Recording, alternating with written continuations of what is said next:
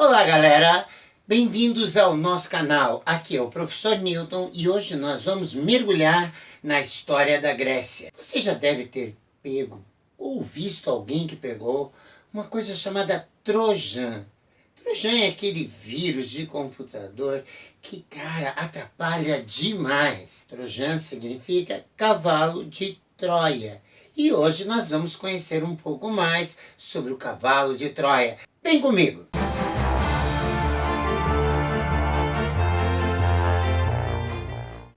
Bom, para a nossa história de hoje, eu quero começar apresentando a vocês os nossos personagens. Deste lado de cá, a mulher mais bela do mundo. Aquela que com certeza hoje estaria estampando todas as capas de revistas. O nome dela, Helena, filha de Zeus, com Leda, uma das mulheres mais desejadas, mais sonhadas do planeta. Do lado de cá, senhoras e senhores, ninguém menos do que o rei de Esparta. Esparta, a cidade preparada para a guerra, uma cidade que levava a sério guerra desde que nascia uma criança. Ele acaba conseguindo se casar com Helena. E, gente, isso fez dele um homem ainda mais poderoso. No outro canto, senhoras e senhores, ninguém menos do que Paris. Paris originalmente era um pastor de ovelhas que trabalhava lá próximo de Troia. Mas uma disputa entre deusas fez com que Zeus o chamasse para ser o juiz.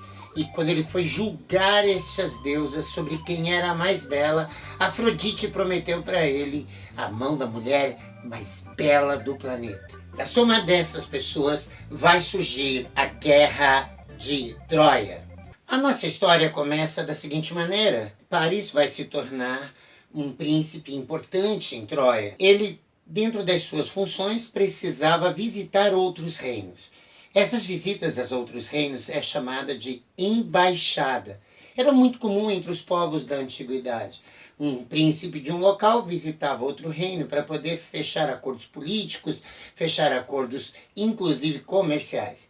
E, neste caso, coube a Paris uma viagem muito importante, que era sair de Troia e chegar em Esparta. Lá em Esparta, ele vai ser muito bem recebido por Menelau, e tudo vai estar perfeito até a hora que os olhos dele se cruzam com a de Helena. E, pessoal, foi algo incrível. O coração dele na mesma hora pulsou. Helena ficou vermelha e de repente a paixão apareceu. Só tem um probleminha. Não sei se vocês perceberam. Helena é mulher casada. Isso vai dar um rolo tremendo, gente. E o nosso rolo tremendo tá aí acontecendo. De repente a paixão aparece, os dois se encontram num corredor e do beijo do amor surge a loucura. E que loucura é essa? Paris volta para Troia e decide levar Helena junto. Isso cria um grande problema. Menelau não aceita perder sua esposa, não está nem um pouco feliz com essa situação. Menelau rapidamente chama todos os reis da Grécia e todos põem seus barcos e vão até Troia. Vocês imaginem toda a Grécia contra uma cidade. Era uma cidade que pela mitologia era muito grande. A gente sabe que nem tanto atualmente. Mas era uma boa cidade para a época. Essa guerra vai durar 10 anos. Vai ter vários pontos dessa história que eu não vou contar agora. Vai ser no nosso próximo episódio. Depois de 10 anos, muitas vidas morreram. Muita gente está cansada de lutar. E de repente surge uma ideia. E se nós fizéssemos um grande cavalo de madeira?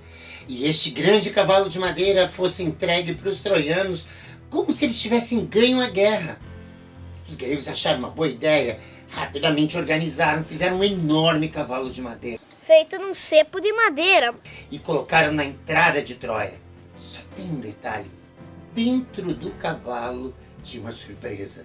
Um monte de soldados muito bem armados, escondidos lá dentro. Os gregos fizeram de conta que estavam indo embora, arrumaram suas coisas, foram até seus barcos, puseram tudo dentro do barco e zarparam como se voltassem para casa. Mentira! De noite, os troianos todos felizes fizeram uma enorme festa. Todos beberam tudo que podia beber e de noite todos bêbados. De dentro do cavalo saem os soldados. Rapidamente abrem totalmente os portões da cidade de Troia e Troia é invadida pelos gregos. O que essa história tem a ver com a gente? Helena representa exatamente a cultura grega.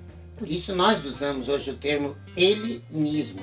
Helenismo é essa cultura grega que sai de dentro da Grécia e espalha em outros lugares. Helena representa toda essa maneira de pensar grega, essa forma grega de ser. A cultura grega está presente na nossa sociedade ainda hoje. Palavras como democracia são palavras gregas. Demos, povo, crassos, que é exatamente poder. Ou seja, é um sistema no qual o povo está no poder. Este é o nosso sistema político ainda hoje. Filosofia, que é exatamente filos, amigo, sofia, saber, são palavras que estão entre nós. Psicologia, são todas palavras que vêm do grego para nós. A nossa maneira de ser é bastante influenciada por essa cultura grega presente ainda hoje na nossa sociedade. Essa guerra de Troia determina também um outro aspecto. Troia era uma cidade que ficava num entroncamento comercial. Para sair do mar Egeu, onde ficava a Grécia, e chegar até o Mar Negro, tinha-se que passar pela cidade de Troia. E isso tornou Troia uma cidade muito rica. Eu sou rica! Eu sou rica! Não precisa dizer que, com essa guerra, eles acabam com esse grupo que estava enriquecendo por causa deste comércio. Os gregos vão ganhando sua hegemonia. Essa história, escrita por Homero, determina o período que nós chamamos de período homérico, que é um período bastante importante em toda a história da Grécia. Um período que vamos falar bastante nos próximos encontros que nós teremos. Toda essa história foi baseada num livro de Homero, chamada Ilíada. Ilíada, ela pode ser encontrada nessa versão que é para jovens. Pode ser também encontrada na versão clássica. Só que aí são quase 500 páginas para você ler. De qualquer maneira, é uma história que ainda tem até hoje. Ela é composta por várias poesias. E essas poesias contam a história desta guerra que aconteceu lá no passado. É muito provável que essa guerra não teve as dimensões que Homero contou, mas foi sim uma guerra importante e uma guerra bastante duradoura. Se você gostou, curte aí, põe teu joinha aí, inscreva-se no nosso canal.